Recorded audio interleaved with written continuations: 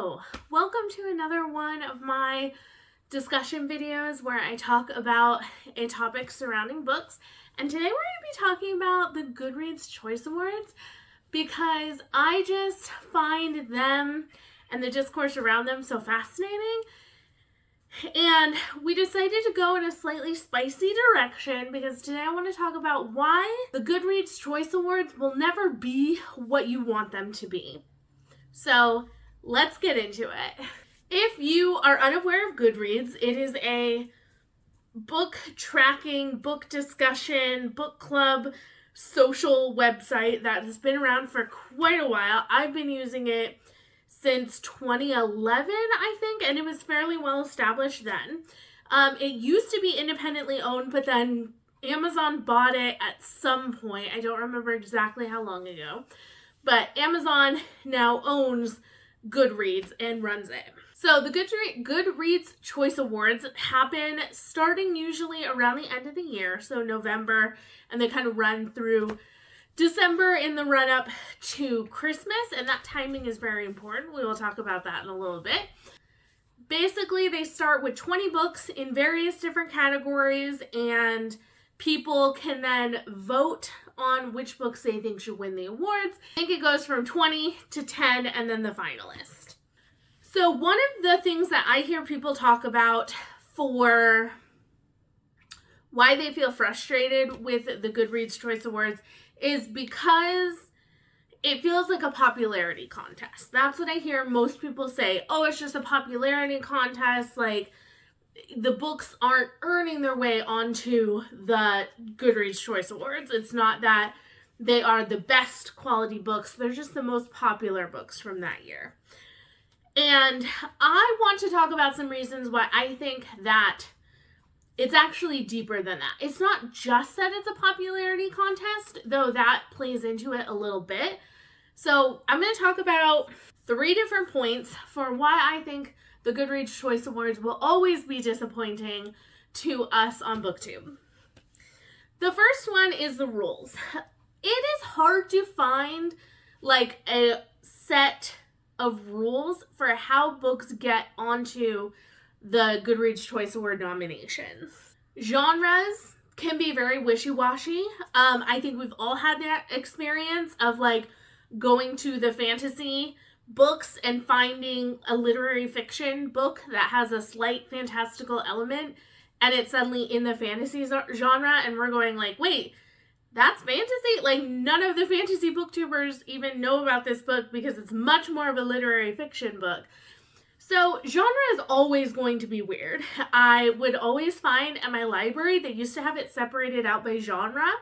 So the fantasy and sci-fi would be in one section, but then I'd be finding like fantasy and sci-fi in what was supposed to be just like everything else, like literary fiction and things like that. But tons of speculative work was in the supposedly literary fiction genre. So genre is always going to be weird. But I think it bugs us when we're talking about awards. We want there to be rules for how do we tell what genre this goes in. It doesn't feel fair for a literary fiction, primarily book, to be like in the running for a fantasy award when it's sort of taking the place of other fantasy books that are maybe more fantasy, better fantasy that could be on that list. So the genres are definitely like something that people nitpick quite a bit. Goodreads also allows multiple books by the same author to be on the awards. So this year, I think in the mystery thriller section, there are 3 Frida McFadden books in that section. And, 3 out of 20 is a huge amount for one author to be presented. And I know she's had like an amazing year. Like, I feel like I just hear about her all the time, good and bad. But allowing an author to be on the list 3 times feels frustrating because what if an author published 10 books and they were really popular? Would they get 10 of the spots just because they're a popular author? And you're cutting out so many other chances for books to be nominated? What if you hate Frida McFadden and a bunch of other people love her, but then like 3 of her books are up there and you're like, okay, well, I just don't like anything she does. You're basically taking away 2 other books that I could be voting for. Why not take the best Frida McFadden and put it on there? The biggest thing is that the way that books get on the awards is not set out. Is it by how many people have read them? Is it by their rating? Is it by how many people want to read them? It's kind of this weird mishmash of everything, it kind of seems like. And there may be some people in the background kind of tweaking things to, like, I don't know, make the list more diverse or something else. So it's just, there are no rules really to the Goodreads Choice Awards. Books are put on there when they were just released that day. So The Strength of the Few by James Islington, it had just released the day that the Goodreads Choice Awards were put out, and yet it was on the list to be like the best book of the year. And it's like, okay, a few reviewers have read it, but like most people have not had a chance to read it, let alone buy it yet. So definitely the rules are frustrating because when you have an award, usually there's pretty strict rules for what can be nominated, and that is non-existent in the Goodreads Choice Awards. It changes from year to year. It's kind of wishy-washy. It's a big gray area. The second thing that I think makes the Goodreads Choice Awards less than what they could be is resources. It takes a lot of work and effort for an actual literary award to function. It takes, if there are judges, it's going to take judges.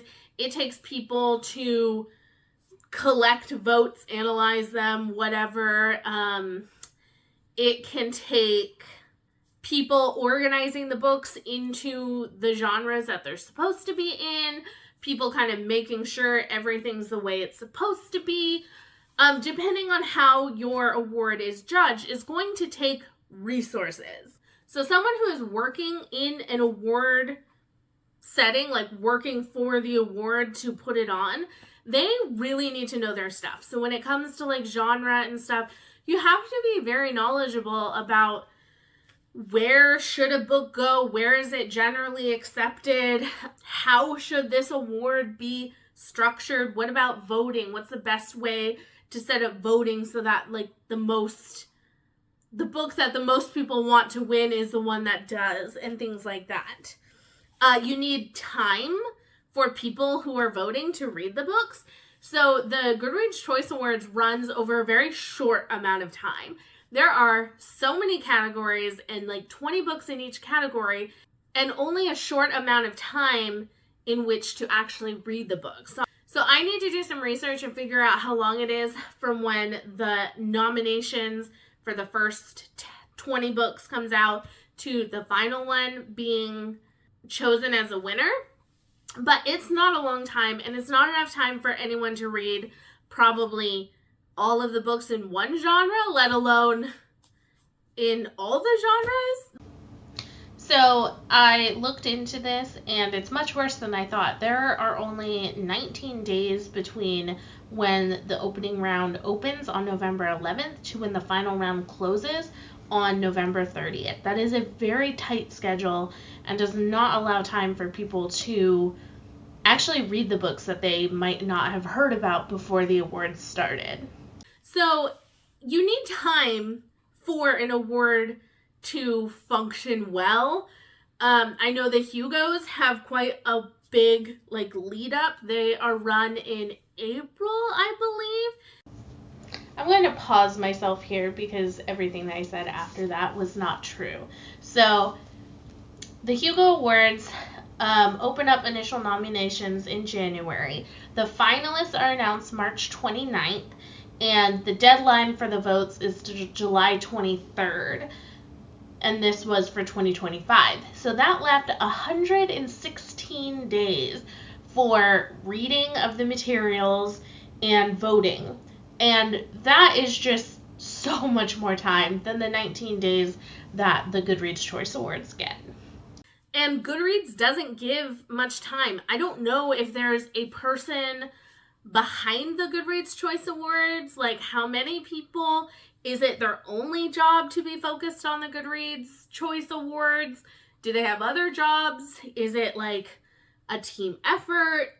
Like, I don't know everything that goes into it, but I would bet that probably it's not given as much time and resources as it could to be the best it could be because of the aforementioned issues that people have with it. When we're talking about time for people to read, it's no wonder that it's a popularity vote. The Sarah J. Maas's are going to win because every single person who likes Sarah J. Maas is picking up their book and reading it. They're not waiting for it to come up on the awards to read it. But the idea of an award is that you're given these great books and you have time to go, oh, I hadn't heard of that one. Let me go check it out and see how it compares to my Brandon Sanderson that I already read because I just love Brandon Sanderson. If you don't give people time to do that, then they're just going to vote for the books that they've already read, which, like, for me, I think it was one.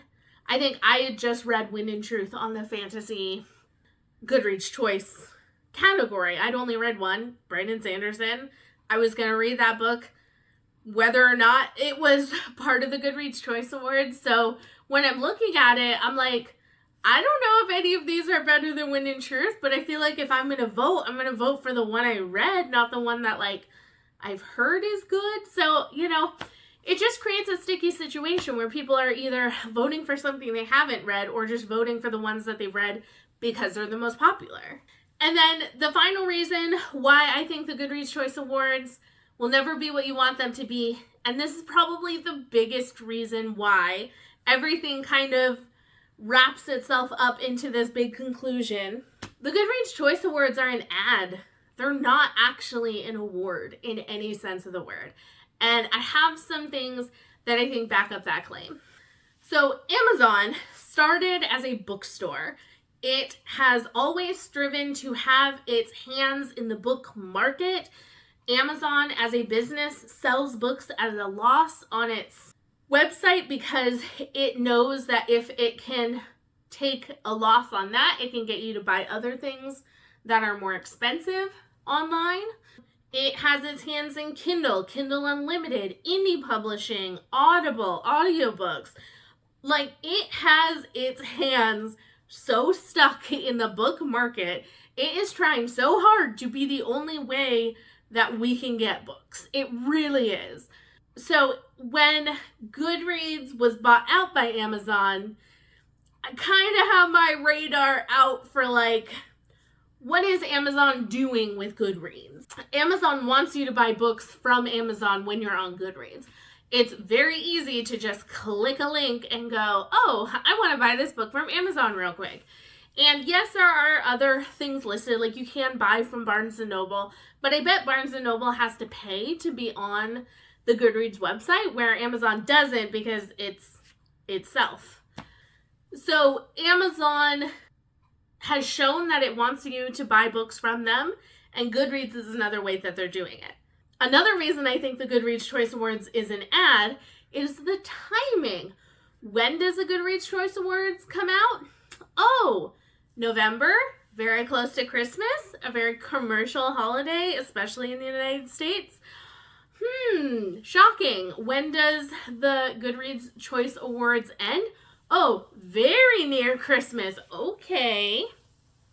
So Goodreads, I think, has set this up to be something where in the run-up to the end of the year, you're kind of getting excited about books. You're seeing books that you maybe would buy for the book lover in your life. You're seeing books maybe you haven't read yet, and because you're in the holiday spirit, you're a little more free with your money to buy a few more books here and there. And because, like I said, it doesn't give you the time to read all the books, I think it's giving you time to buy the books. So I could be completely wrong about this, but I don't know. The timing has always felt super fishy to me. It happens really quick, and it happens around the holidays, and there's no way people can actually read all these books before the end of the year. So I kind of think that Amazon is like, we can drive up a lot of book hype by having these awards. We'll get a lot of eyes on these books, people who are looking to buy books for their friends or for their family or for themselves might be looking here at the Goodreads Choice Awards. And this is compounded by the fact that the shelving of books as want to read has become a more prevalent way to put books onto the awards lists rather than how many people have read them. I feel like a few years ago it seemed to be more that just the books that had the highest read amounts for the year were the ones that were going to get on there. And I don't think that's the case anymore, because we had The Strength of the Few by James Islington, and I know a ton of people read and loved The Will of the Many, which is the first in that series. And so of course they're going to put the second one on their want to read list for when it comes out. And this book came out the day the Goodreads Choice Awards came out and was on there. And it's like, okay, how many people have actually read it? Probably not that many, but they know a lot of people want to read it. And if you put on books that a lot of people want to read, they may not have them yet, and they may be more likely to click the button on the Goodreads website that says, quick, buy this book from Amazon. Check it out on Audible. Check it out on Kindle. Oh, this one's on Kindle Unlimited. It's such an easy way for them to drive more traffic to them. So I honestly think that Amazon doesn't care about Goodreads. It doesn't care about books and finding the best books. It wants to sell you books. And I think the Goodreads Choice Awards is an ad for you to buy books from Amazon, not an actual award to tell you what the best books of the year are. So, sorry if you found this to be a cynical view, but I am very cynical when it comes to Amazon and Goodreads and all of that. I don't use Goodreads. I use a Storygraph. I just have an account on Goodreads that I haven't closed out yet, but I log into it once in a blue moon, mainly to check out the Goodreads Choice Awards, and that's about it. But I use the Storygraph. I just one day decided that I didn't want to be on the Amazon ad that was Goodreads. I'm tired of seeing Amazon ads on there, and so I went to Storygraph, which doesn't have ads. It's just an independently owned website, and so that's the one I prefer to use. Absolutely no shade. If you use Goodreads, that's fine. It just makes me mad, so I choose not to use it. And I also don't hate people that like the Goodreads Choice Awards or want to follow them. I can't tell you how many creators in my subscription feed are making videos reacting to the Goodreads Choice Awards, and I watched 8 of them. Okay, so it's I am not saying anything about you if you enjoy partaking in it. I enjoy partaking in it, but I also give it major side eye, and I don't take it that seriously. If I see a book on the awards that I'm interested in, I'm like, cool, that's awesome. I might find some books on there I hadn't heard of, and I'm like, that's awesome. Let me see if I want to read them. So I don't think we need to throw it out, but I think having a better idea of what I think Amazon is doing behind the scenes with this awards is just going to help it feel less disappointing. The books that win are not going to be the best books. Amazon just wants to sell you more books. And an award show is a great way to create some hype and do it. So I would love to hear your thoughts on this. Do you think I am just a big conspiracist when it comes to this? Or do you think there's maybe some merit behind it? I'd love to hear your thoughts on the Goodreads Choice Awards and kind of how you choose to interact with them or not.